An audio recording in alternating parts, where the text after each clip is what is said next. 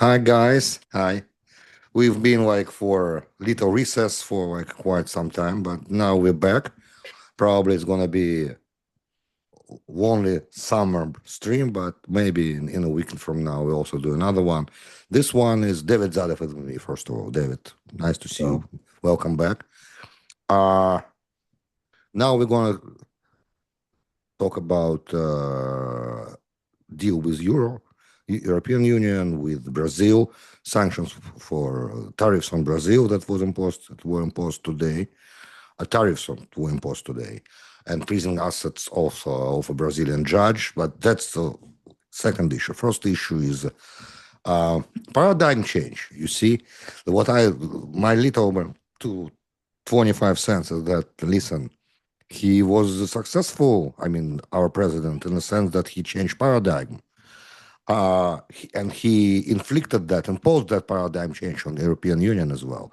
So now they are agreeing to crazy amount of money to be invested. We say like $600 billion for investment, new money that were discussed and signed. Also, they're going to buy energy resources. If we don't know if that's possible or not, according to expert opinion, those $750 billion for 3 years worth of energy resources, the United States cannot even export. But that's a different issue. The thing is that they had to mm, uh, acquire energy resources for $250 billion a year for this 3 years that are coming. And they're going to pay overall tariff on everything they export of 15% overboard. Steels remains 50%, and that's all 27 members of EU. And also, American goods are going to be exported with zero tariffs and to EU, and all non-tariff barriers are going to be removed. That's how it looked right now. It's what Trump announced, and Ursula von der Leyen was sitting next to him, so also said the same thing. Actually, they did not have a uh, disagreement on this, so they agree. Obviously, if she was sitting next to him. So, what's your take on it? How do you see? Do you see it as a success? As a success? well, first, I want to clarify that at face value, it seems like it hurts Europe much more than it does. But in reality, it's not that bad for Europe. Keep in mind, it's investing money, so it has to inevitably get something back, even if it's not Sure, everything they lost, right? So agree. they're not putting money in a hole, Of right? course. Yeah. Who said Um, it's bad for Europe? I'm saying it's very good yeah. for us. Uh, Secondly, yeah, I think Trump succeeded in what he was trying to accomplish. Um, I'm not denying that. I'm not even denying that he did something good here. He did a pretty decent trade deal when it came to the investments. Like you said, the energy is not, we don't know if that's even possible yet. Um, but we will see what happens there. I do not like the tariffs, obviously. I mean, you've heard my take on tariffs already, and we've Yeah, discussed it. because we gotta pay them out of our pocket. But Yeah. number 15, as Ursula von der Leyen, I'm sorry for interrupt in that intrusion, but Ursula was saying recently that it's better than 30%. Obviously, it's better than 30%. No Hold on, way. hold on. In the sense that they are understanding that he got everyone paying tariffs. Remember, we were talking about cognitive dissonance and inherent discrepancy in his policies as he was announcing them. On one hand, he was saying that tariffs are going to fill American coffers, and on the other hand, he was saying that I'm going to use tariffs to break amazing deals for the United States. And I was saying always, how is it possible? Either use tariffs to charge money for treasury, or you're gonna make a trade deal. Because in my paradigm that I was thinking before, it's got to be zero tariffs, and that's a deal. But no, it's not a deal. The deal is zero tariff for America and 15% tariffs across the board for goods coming to America. So now the same story with Indonesia, 19%, and Philippines, 19%. And only one country for now that avoided 15 is Great Britain, and they had 10. So he changed paradigm. You see what happened here. Yep. They, this is interesting. So he's very, in my opinion, it's a very big success. Now the question is, those 15%, we understand that it's not going to be uh, going down to customers that number. It depends on the good, on what kind of particular good we're talking about. Some uh, producers, not to lose market share, going to pay the tariff themselves, meaning reducing the profit. Yeah, like nobody ever said that all the tariff cost is going to go onto the consumer. If the company is not incredibly greedy, they will tank some of that. But still, either way, it's not going to be good for the sector, right? Because you don't want the business or the consumer to tank it. You know, like, In the long run, tariffs yeah, hurts economy. I yeah. agree with you on this. It's not only our position. A lot of economists are saying that tariffs are not good for trade. Uh, but the thing is, we do with those extra income for treasury, probably the consequences. Remember, we were talking about big and beautiful bill that they enacted, Mm, where budget deficit gonna rose for $1 trillion like for next 10 years. And we were saying, I maybe not remembering exact figures that we were discussing before, but I was always saying one thing, that everything that right now experts are saying are not taken into consideration, into account, profit from tariffs that American Treasury going to get. Because that is extra income that was not on the picture even when they were enacting the bill. So effect of the tax reduction, eventually part of it, at least in part, it's going to be compensated from those tariffs. That's what I was saying. no. No, you don't think Okay, so? no, I don't. Okay, first of all, what are you doing with the money that you're getting, right?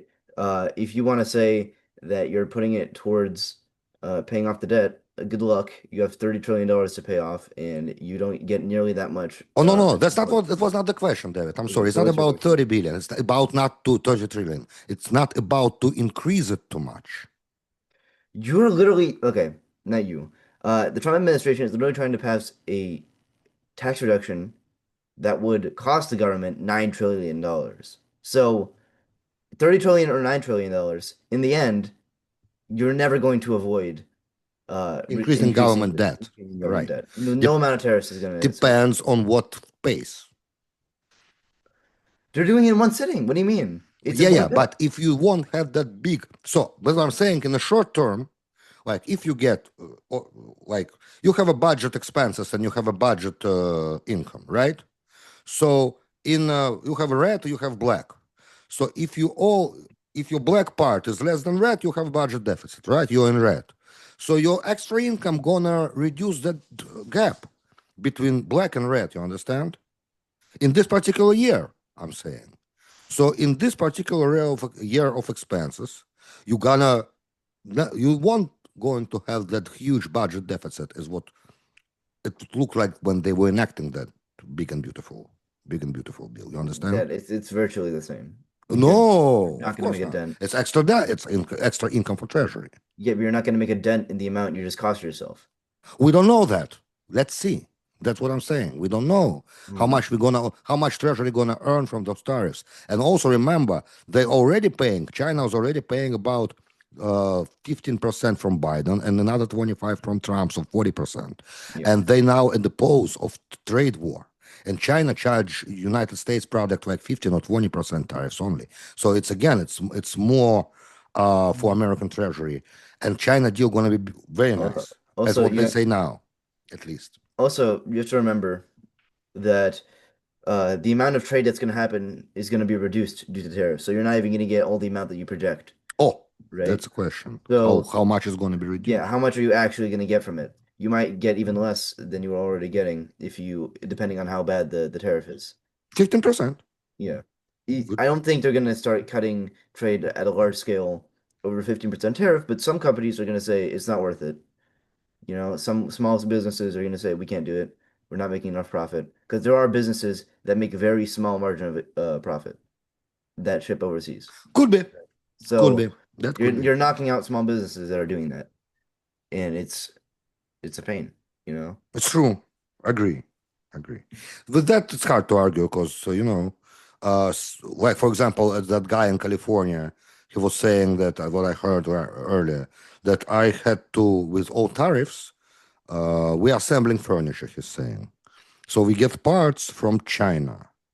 They want me now. He was saying like 2 3 months ago it happened. I heard him on the radio. He said that in order for me to continue getting the stuff that I need to assemble furniture, I need to deposit now $70 million in cash in treasury for like upfront paying tariffs. And I just don't have that kind of cash on my hands, so I have to stop right now. I can't do anything. But the thing is now with those like tariffs right now on Chinese export, Chinese import, I'm sorry, from our point, it's import. So with tariffs on Chinese import right now, they have an agreement, business people from China who sending goods and distributors here, they have an agreement that they divide tariffs like 50-50. So half of tariffs paying seller and another half of tariffs percentage paying by distributor here in the United States. So they had an agreement. So if it's 40, so it's 20-20. So that, of course, it's going to reduce amount of trade, but we'll see what's going to come too eventually. Because you see, American market is crazy market. We have like 350 million people who are paying for the goods with reserve currency. The advantage of dollar as a domestic currency here is also increased because it's also reserve currencies. What I mean is that when exporter is selling goods to America, he right away get the currency that he doesn't need to convert to anything else, and he can use it to buy other stuff. Oh, I think you got bored. You can You're use mansplaining the how international trade works to me. like international trade. Yeah. I mean, I'm saying you can trade with different currency, Yes. but you have to convert it and then lose money again. Yes. On with American dollar, you don't. So it's also an advantage of American market when you sell an American market. That's what I'm trying to say. We have the advantage, certain advantage to trade with America. If people trade with America, they got the money that universal, and they can use them anywhere without need for to convert them. You see, Yeah. Keep in mind that China is very quickly catching up with currency usage, the usage of their currency, and with they're what projected, countries? and With they're BRICS, inside BRICS, maybe. now even outside of BRICS, like pretty much every country in Africa is using Chinese currency at this Right. point. Like Yeah. you cannot Obviously. avoid it. Like it is, there's a projected, like some estimates say, even within the decade, U.S. dollar will fall under Chinese dollar. So it's Yuan. you're Renminbi. Well, yeah, maybe like not. With, you're accelerating the downfall of the dollar by doing this crap. You know, like it is you're like I don't know what you're trying to get at. imposing sanctions Yeah, is the most down downgrading the dollar thing. you think Because when you yeah, use dollar as instrument of sanctions, you force other economies to switch to different kind of currencies. yeah. That's also a problem. Listen, but we don't. We're not taking. We're not talking about that right now. We have a different thing. So, what's your forecast? It's going to bring stability to markets because Europeans are also Yeah. saying that. Listen, now at least we know what's going on. We have 15%. We can trade and we can do investments. We can plan. We can do this. We can do that. So it's a good thing. It's good that the market has become stable, and it could definitely have been what much worse. Uh, so it's I guess it's like the European dude said that it's not 30, or it's not 90, or it's not 200%, like whatever the hell was going on 2 months ago. But No, it was with China like this. 140 is yeah, the top. so So wow, yeah. no, I think he boosted up to 500 for a few days. No, that's for different thing. It's for countries who trade with. If in 10 days there will be no ceasefire in Ukraine or significant progress in ceasefire on the way to ceasefire, then he's going to impose 100% tariffs on countries as a secondary sanctions for countries who buy Russian oil. That's a threat. That's part of ultimatum. But we're not discussing this. Maybe next week when that deadline will pass, then we'll discuss the consequences. But now uh, we're talking about with China. At certain point, it came to those 500% thing that you hear. That was a Lindsey Graham uh, project of the bill in Senate that they shelved right now. because Trump said, "Listen, 500% is not feasible, so let's stop on 100. Mm. 100% is something of like realistic thing. He thinks it's Mm. realistic thing, at least for now. We don't. You know why? Mm. Because he came home, talked to Melania, and said, "Listen, I had a wonderful conversation with Vladimir," and then she said, like, "Listen, what conversation with Vladimir? After that conversation with Vladimir, Vladimir bombed Ukraine again and killed people there. What's the point of your night conversation?" So he got upset, and he was talking about that story a couple of times already. I heard him just saying this, and that's why we're going to impose ultimatum. We're going to say that's a deadline, and if not, then 100% because of Melania, nothing else. It's just Mm. Melania. So now he got disappointed with Putin. Otherwise, if not for Melania, he wouldn't be disappointed. You see? Right. Because he So cares so now, much about his wife. He cares so much about the opinions of the people who he's dating and who he's married to. He's very faithful and loyal, very like I famously. would not And comment on historically, president private personal life. Okay, whatever president is doing, as long as he does his job, I don't care mm, what happens in his bedroom at all. I'm not interested in his family business. mm, I only brought up Melania because he's bringing her up, and he's saying, mm, I didn't feel it didn't feel well, like from his mm. wife, So rebuke, you think that no, no, kind no. of rebuke. It's not nice. I'm saying you think Donald Trump, Jonathan Trump, Donald J. Trump, yeah, you think this man who has burned through many marriages, not that many. Two. many That's what I marriages, think. That's his second marriage, no? probably did some illegal actions. You think this person cares about what his wife had to I say? think so. Any person who's married and who loves his wife, and obviously I see him as loving his wife person. So I think any person is caring what his wife's saying. It's ridiculous to bring that up in political conversation.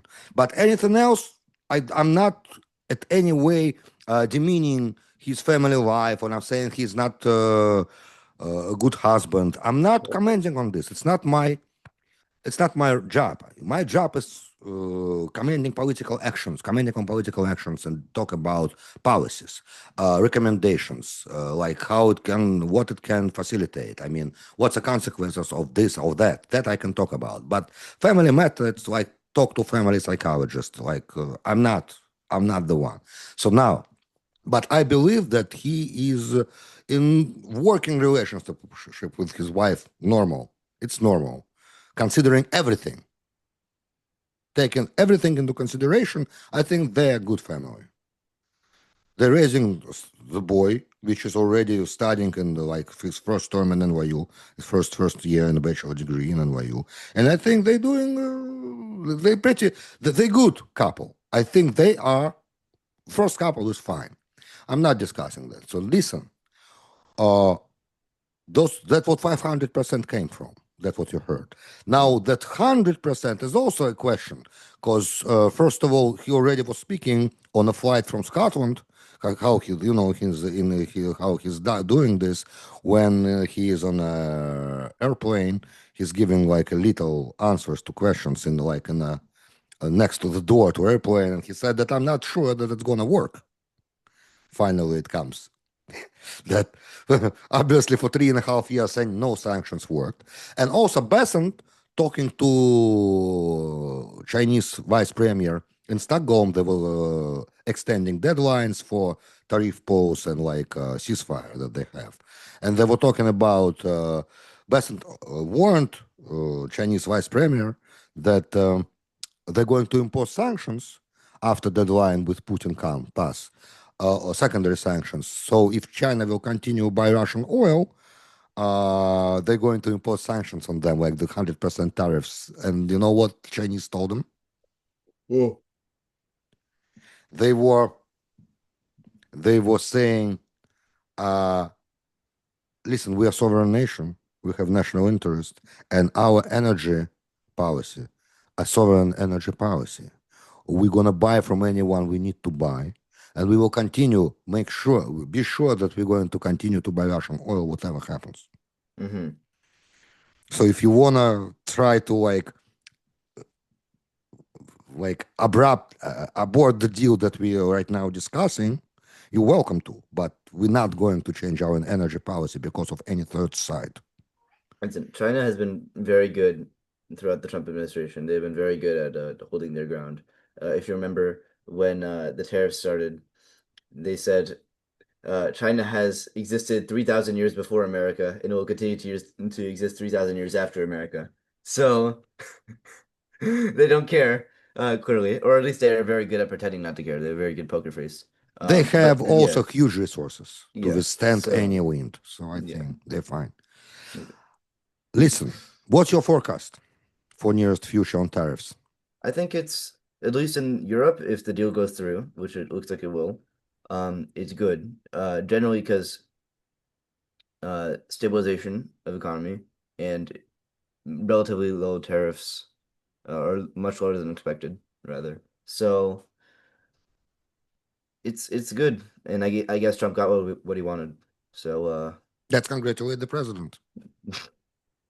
At least, listen, of course, Otto, when we see something good is happening, we have to say thank you. It's good. I It's said good it's for. good. I don't have to thank him. I said it's good. Okay, it's good. You- It's how hard to say those words. Thank you, Mr. President. Yeah, never, Thank- never. Never. I Sorry, see. it's a line David, I won't cross. thank you very much for this, for your Thank input. And we're going to talk next week, God willing, and we're going to discuss probably Russia-Ukraine thing. By the time already deadline will pass, and we'll see how it's going to develop. Also, the little teaser, when Rubio and Lavrov were talking in Kuala Lumpur 2 weeks ago, or something like that, because all time right now it's a big mess in my head. Lavrov brought up to Rubio some offers from Kremlin to get transmitted to Trump about war with Ukraine. And Rubio said that they're going to give those things to Trump. And we don't know what was it. And we don't know Trump reaction on it. Nothing, like nothing ever happened. So that shows me that something is going on background that we don't know about. As long as that's the case, I'm very optimistic on next week, by the way. I'm looking to next week with the big optimism. Maybe exactly before those deadlines going to approach. As long as you know that Kremlin, after Trump changed the deadlines on this, Kremlin said that we took into consideration position of American administration, which is very polite answer, by the way. And I think that we're going to see some kind of a breakthrough next week. I'm optimistic on this. Are you optimistic on this? I've never ever been optimistic on a breakthrough in any negotiations related to the Russia-Ukraine war. And every time I said it's going to continue for another year, it did continue for another year. So I'm going to stand by that right now, and we'll see what happens. Okay, taken. Thank you very much for this, David. And we're going to talk about it next week, I hope. Okay. Thank you. Bye, guys. David Zadov, Kirill Zadov. Thank you for joining us, and don't forget to subscribe to our channel. That's important. Then this way you will support independent political analysis. Thank you very much. Thank you.